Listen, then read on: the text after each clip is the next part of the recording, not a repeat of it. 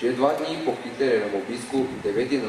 aprila 1941 je skupina mladih mariborskih domoljubov in skojevcev pripravila prvo akcijo prav tukaj, kjer se nahajamo sedaj, v Volkmerjevem prehodu.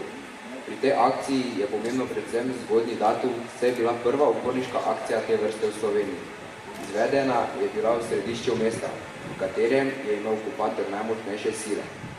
Akcija je bila izraz borbene pripravljenosti pogumnih mladeničev, ki jim je mnogo pomenila domovina in predvsem svoboda. Skozi našo zemljo zabučal je vihar, 1000 dreves zaklicalo je, uprite se, uprite se. Semena svobode so padla v poke zemlje, vstajali so, prihajali so. Zora je kazala pot, razkosana zemlja z bitimi udi je zadrhtela in vstajali so, prihajali so. Prišli so možje, prišle so žene, prišli so fantje, ki so še zadnjič zapeli skozi vas.